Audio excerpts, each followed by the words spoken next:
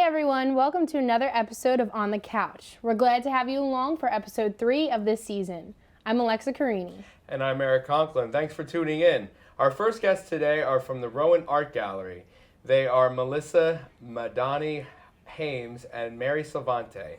Melissa will be yarn bombing in the gallery for Yarn It. She will also be featured in the next exhibit, Between the Threads.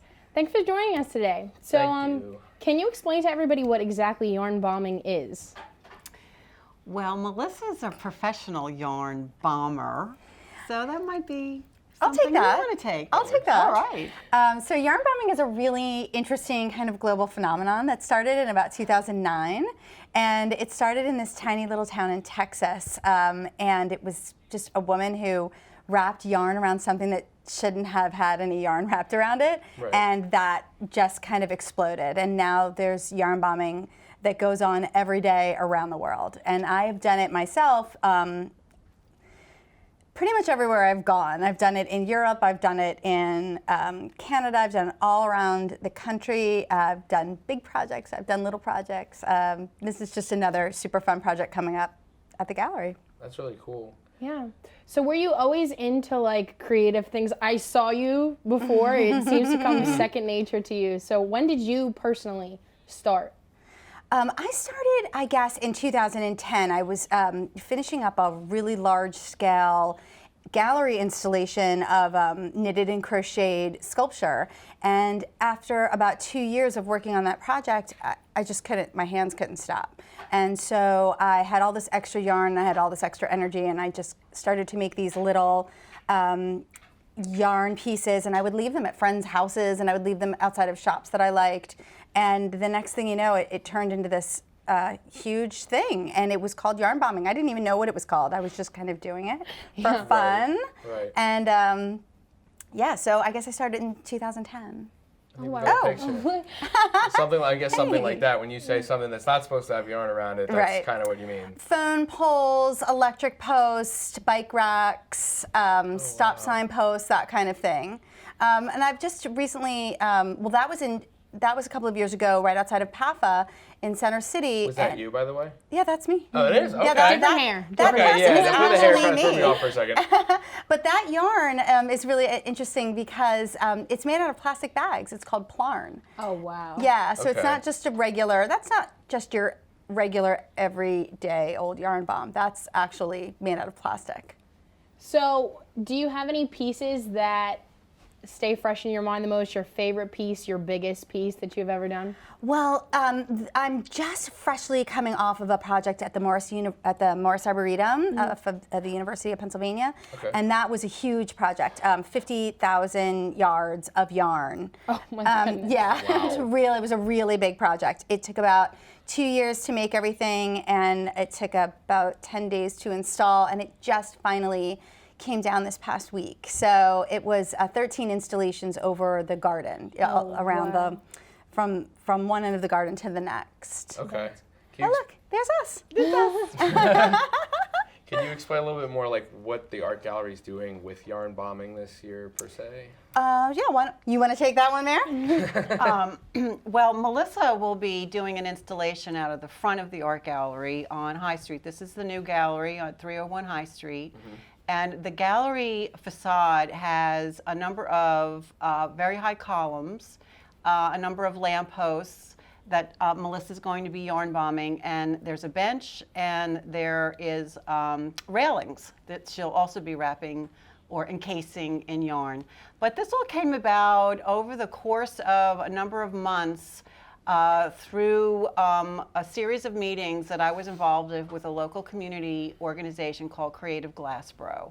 Now, Okay. Creative Glassboro is made up of a number of people, both from Rowan University and from the community, that wanted to see what they could do to organize art events in downtown Glassboro.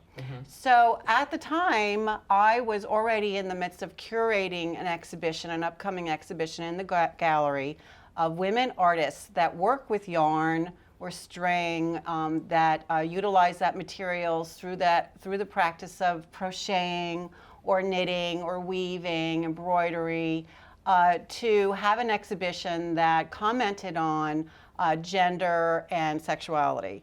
Okay.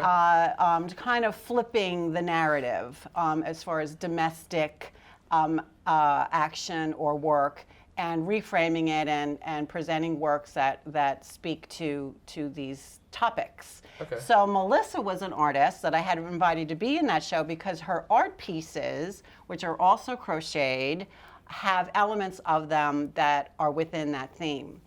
But then suddenly we were talking about, with Creative Glassboro, doing a yarn bombing in downtown Glassboro. Yeah. So I thought, well, why not pull in Melissa to do the front of the gallery, and then myself and Jillian Schley, who is my assistant director, we went about working with Creative Glassboro to encourage other groups to participate in the yarn bombing event, which we call Yarn It.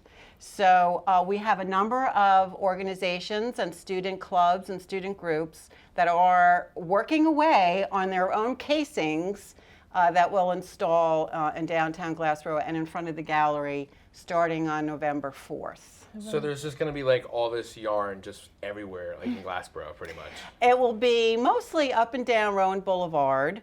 That's really cool. And then also in front of the art gallery. Is it gonna stay there for some time? Because that would Yeah, actually be really well, cool. Because I yeah. kind of go up there a lot, and it would be really cool to see these obviously Well, something like that. we're looking forward on to the like the lamppost or something. We're looking forward to some colorful installations. We know we have groups working on bike racks. We have groups working on benches, some of the benches, and we have a number of groups working on lampposts. All right. And as a matter of fact, I just heard today that one of the groups will be using plastic bags to do a plastic bag That's casing. great. All right. Cool. Which still falls within the category of yarn bombing, Of course even though it it's does. like, plastic bag yarn. Yeah. Right. But Also we're known looking as at Flarn. this picture Flarn, right here Flarn, okay. of a knitted snowman, which is one of the community participants. It was a family that decided they wanted to participate, and they knitted this snowman to encase around a garbage pail or garbage can in front That's of one of the actually a really good stores. preparation. And I saw this and I'm like, oh my God, this is beautiful. This is like so professional. And I'm telling them, That's really I'm good. really concerned it's going to get It's gonna destroyed. get filthy. Yeah. It's going to be And filthy. Oh. the father, who happens to be a professor here at Rowan University, as a matter of fact, Okay. said no, they know that it's a garbage can right outside the pizza place. It's probably going to get covered with like pizza sauce and a mess. But they just thought it would be a hoot to transform a garbage can into a snowman. So the That's timing really is good. really great because Yeah. it's around the season. Yeah. And so it's this warm, snuggly knitted stuff that will be wrapped around the lamppost and other objects, and hopefully, will brighten up an otherwise dreary time of year. Yeah. And dreary colors Right. out in the landscape. Yeah, that's really impressive too. It's definitely really well done. I'll be honest. Yes. I don't even get me to try to do that. I wouldn't. I actually tried to yarn. I remember my fourth grade teacher tried to teach us, when I was in fourth grade, and I remember she used to have us kind of crochet and stuff like that. I think I made a patch maybe about this big. That was the most I could do. I couldn't make mittens. I couldn't do anything, but it was fun. I mean, it's definitely fun for the younger kids too. To kind of get their hands on something. This piece here actually is what she's going to be putting wow. Yeah, on so the we have that columns, here. right? This is going on the columns outside of the gallery building. Yeah. All right, So cool. they'll be probably up through January or the beginning of January, sometime around there. We'll have them up from the beginning of November through that time frame, which is also the same time that the exhibition will be running, which is called Between the Threads. So Melissa is one of 5 artists that will be in that exhibition. And the reception is November 17th at the gallery from 6 to 8. There's an artist talk at the beginning of the reception, right at the top of the reception, 6 o'clock. But all of our events, including this one, is free and open to all of the public, students, residents, anyone that wants to come by. It's fun, and it's a great place to just enjoy some art, talk to artists, and socialize and have a good time. Yeah, it All right. sounds like that. So when is this going to be taking place again?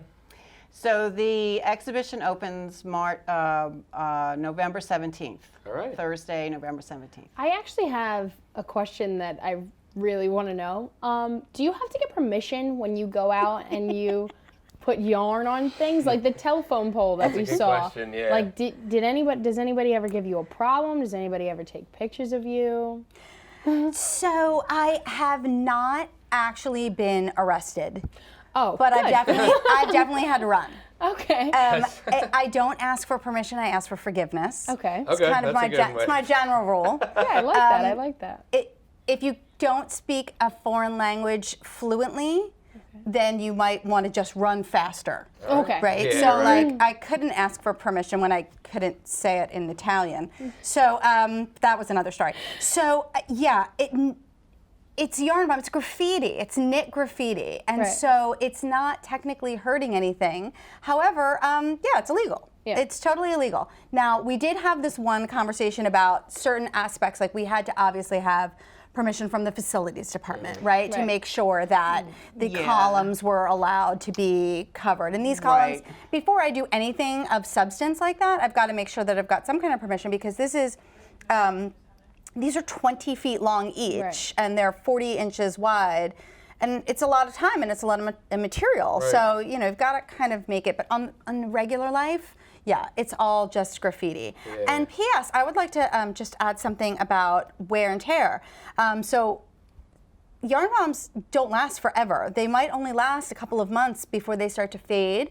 And weather can really erode them. That when they get wet, they kind of shrink, and then they kind of sink a little bit, and it's not really pretty. And Right. so we'll be making sure that these all look good the whole time, because it's not good for business if they don't Right. look good. That sounds really good. So Slice now them the up. piece that you have is so big. Do you usually make them and then wrap them around? and then- Imagine it like a scarf. And so I'll make this really long scarf, and then I'll sew up the seam. So you can't do it on site. That's actually the best question I get all the time is, do you just do it standing there? And no, I really, no. I can't stand there for 2 years and you know, just whip it up. Right. So no, I make them in advance. I take copious notes, photographs, measurements, yeah, and then I make them off-site in my studio. Right. And then install them. All right. All right, that sounds great. All right, that was Mary and Melissa. Keep an eye out for their yarn bombing project. Thank you for coming on the show. Coming up, we have students from IEEE and Profax, so don't go anywhere. You're watching On the Couch. Cinderella found the pet that fits her perfectly. Tiana gave her pet the royal treatment. Belle found beauty where no one else did. And you can too. Share your heart. Share your love. Bring home your forever friend. Make a shelter pet part of your world. Happily Ever After begins at theshelterpetproject.org.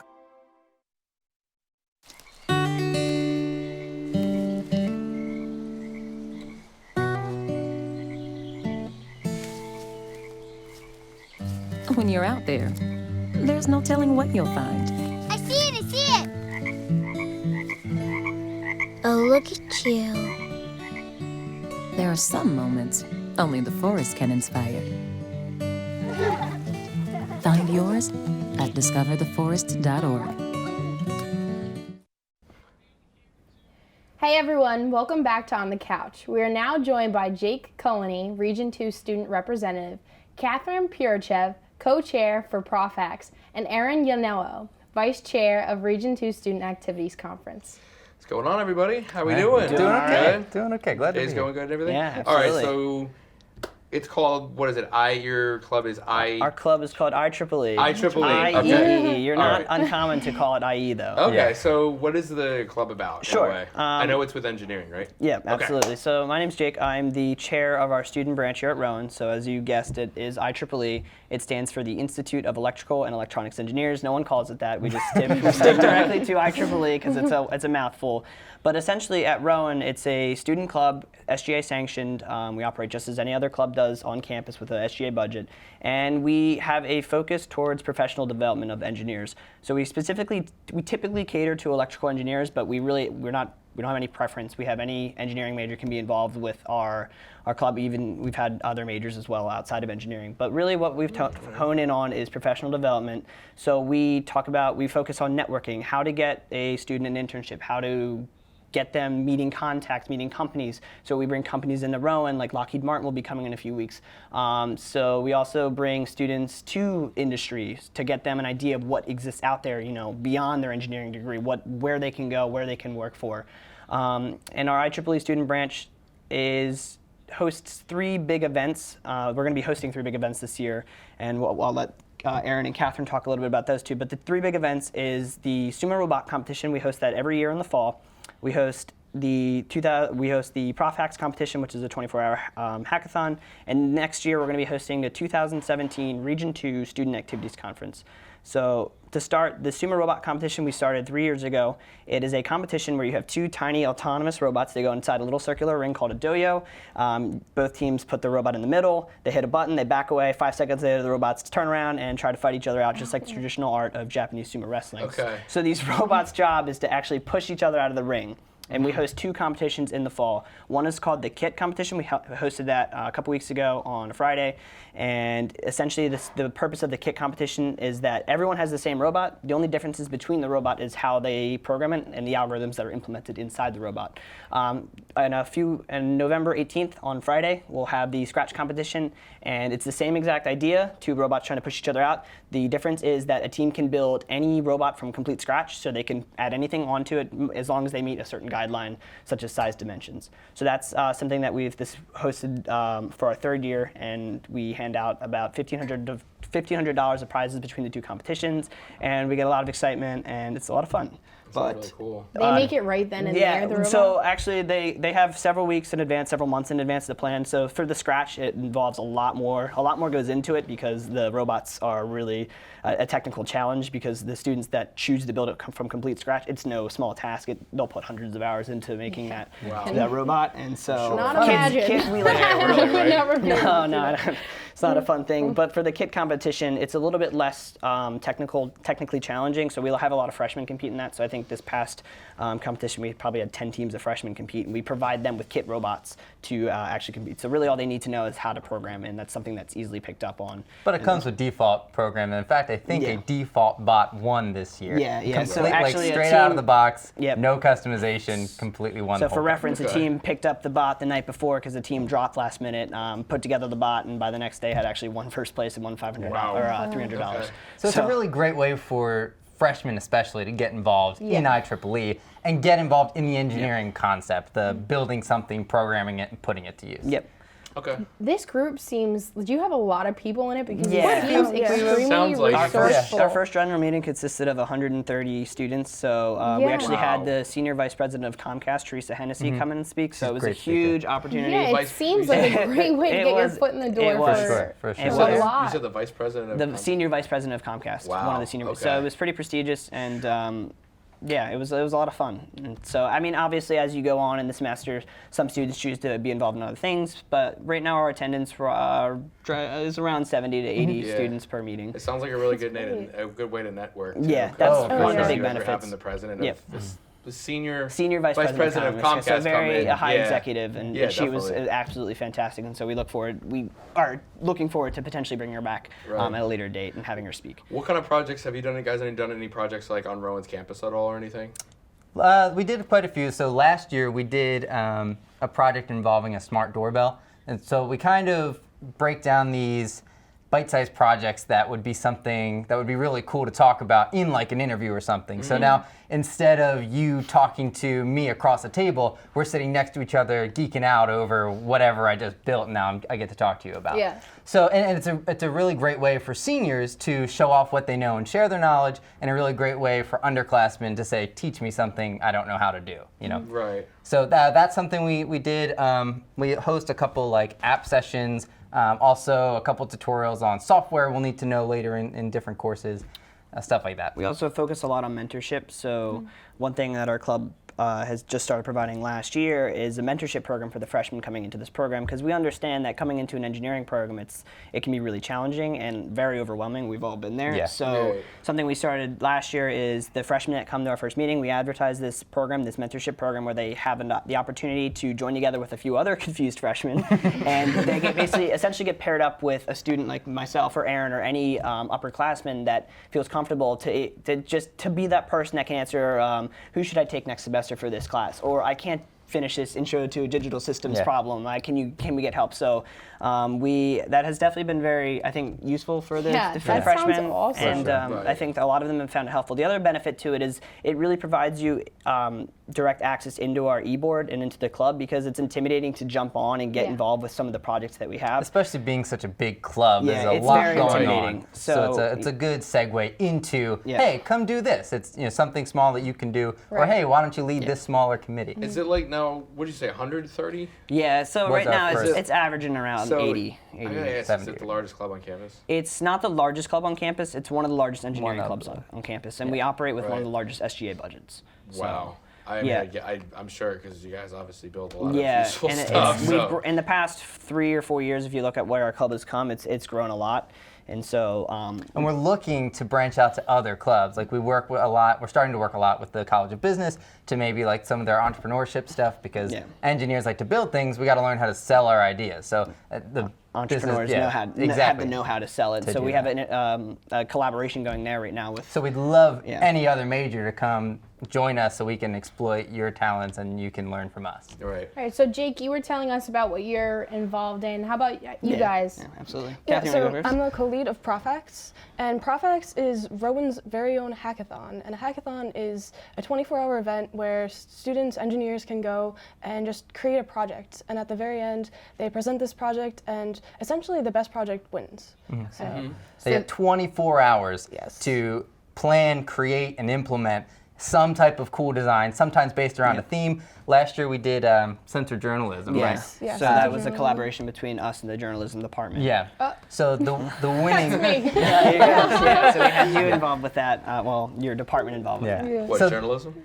Yeah, I remember writing a story about. Oh yeah. Oh, very cool. There you go. So why don't you tell them about the winning project last year, which is really cool. Do you remember what that was? Oh, it was the capacitor. Yeah, so you basically, could control a go ahead. computer with this box that you could put your hand in, and it would act as a mouse. The Like kid a came up to me cardboard and box. said, "Do you guys have any cardboard boxes?"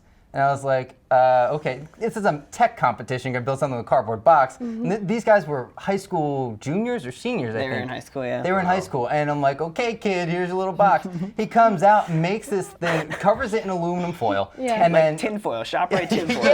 and then by the end of it, he coded this whole, it's called code blocks, and basically you stick your hand in and you use your arm as a cursor in this box. In 3 dimensions. In 3 space, dimensions, yeah. and you can do like basic little programs graphically on this really cool software. It was amazing. Yeah. So he took home the cake. Yeah, and it last was so year. awesome that we decided our theme this year is inspired based off of that. That So- project, yeah. Yeah. So our theme this year is the human connection, and it's pretty much just how people interact with computers and technology. Wow, that sounds great. So it was an incredible experience last year. I mean, I wasn't involved in the hacking, but I was involved in the planning and the event itself. And just to be there, the energy was incredible. The whole 24 hours, it was amazing. Well, maybe towards like 2 a.m. Well, yeah. We threw I some was coffee out energetic there. at least. Yeah, you were always energetic. So right before we go, do you want to tell us a little bit about? Oh, what yeah, you of wanted course. to talk So about? every year, a lot of regions in IEEE host this big student activities conference. And basically, we invite students from all over our region, we're Region 2, to come and compete in a bunch of different competitions in our area. So basically this year, some of the stuff we're doing is like Sumo, Micromouse, which is a little autonomous robot who goes Maze-solving through robot, a maze.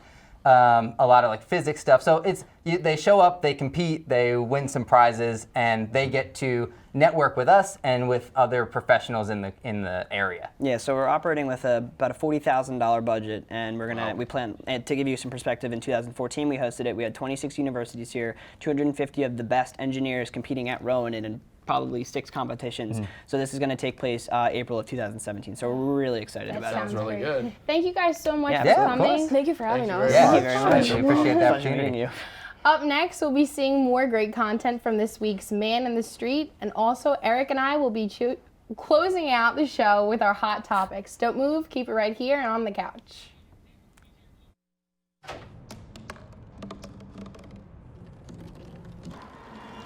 Everybody has a dream.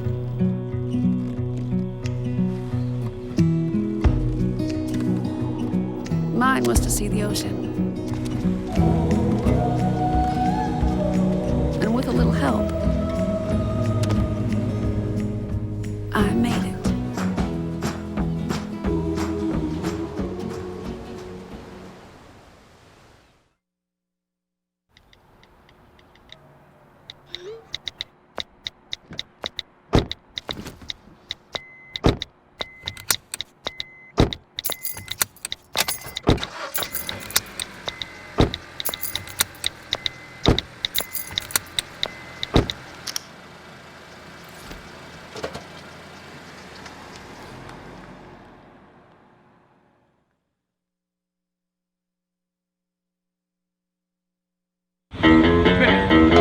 The street! This week's word on the street is Halloween!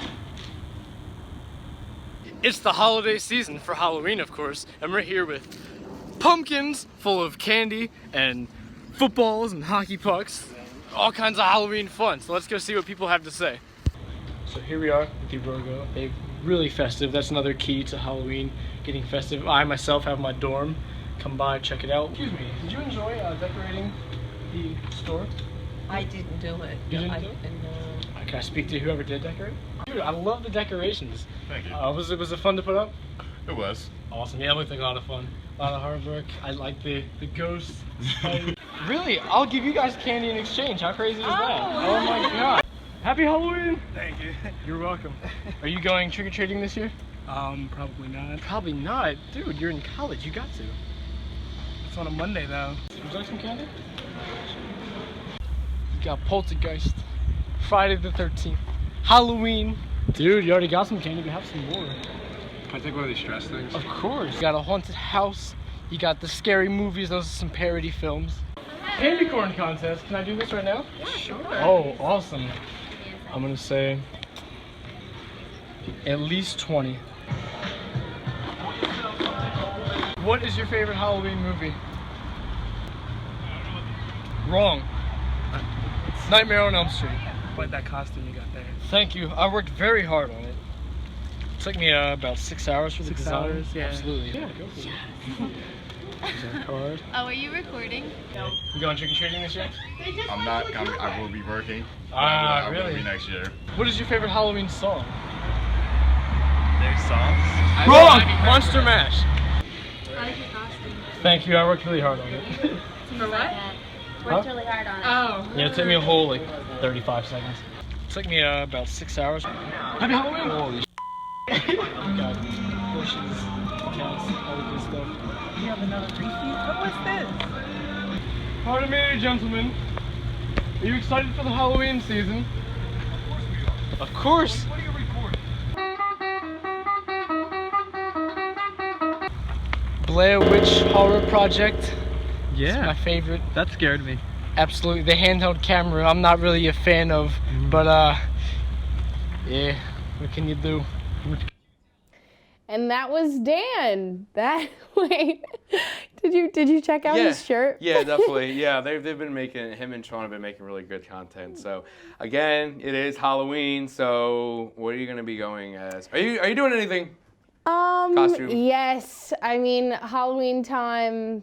Now we're still young. You got to have a couple costumes in mind. Right. So I'm definitely going scary this year, though. All right. Scary. I want all the zombie blood, everything. Yeah. I'm gonna go crazy this year. How about you? I think it's like I'm gonna try to see because if it's election year, so I definitely want to go as a politician. Oh. If it's Donald Trump or Hillary Clinton. I mean, with the way that things have been going, I think that you might get attacked on Halloween. Either candidate. Well, then I don't have to go to class. But anyway. All right, so we're moving on to hot topics. Yes. So my first hot topic is Big things going on in sports. Obviously, the biggest one would be the World Series. Game 1 is tonight between the Chicago Cubs and the Cleveland Indians, and both teams have not been in the World Series for quite some time. Obviously, the Cubs are a little bit longer. Yeah, that's very exciting. The last time the Cubs won the World Series was 1908, and the last time they took a trip to the World Series was 1945. I think. I know it's been like 71 years. I think the Cubs are going to come out on top. They have a way better team. It was really surprising though to see the Indians play as well as they did and end up winning a good division against the Tigers and everything. So yeah, that seems great. What personally is your favorite team? Philadelphia Phillies, but they're not there. So maybe next year. At least my team made it last year. Shush, Mets. We didn't win though. All right, what's your hot topic?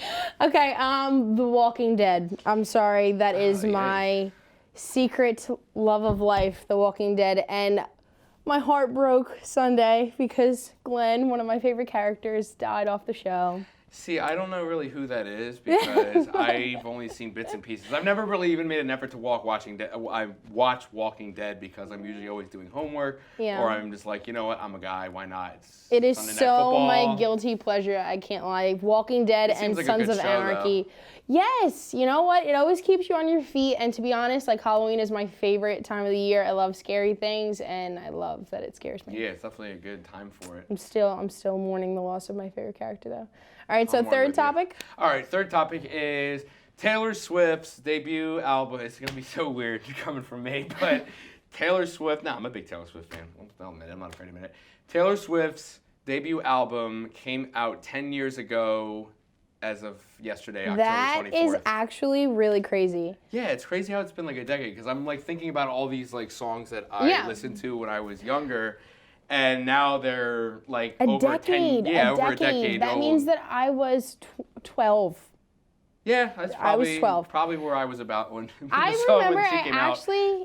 remember Taylor Swift before she became really big because she was just this cute little blonde girl in the Our Song, right? Her music video. Yeah. Our Song is Sam's Green Door. Yeah, I'm not gonna sing it. I'm not Taylor Swift. You don't want to sing? Come on. No, have we ever had anybody sing on the show before? Sing. But yeah, that's crazy. She's come a really long way. Now she's a very popular artist, very well known. Changed genres a little bit, but I definitely like it. I agree with that. I agree with that. She did. So that's my hot topic. So. All right, and that's it for today's show. Remember, when you were off camera, you can always get in touch with us through Twitter. So make sure to keep those tweets and messages coming. For our entire On the Couch crew, I'm Alexa Carini. And I am Eric Conklin. By the way, thank you for coming today. No problem. Thank you. I appreciate it. All right, guys. See you next time for another episode of On the Couch. Bye for now. Bye-bye.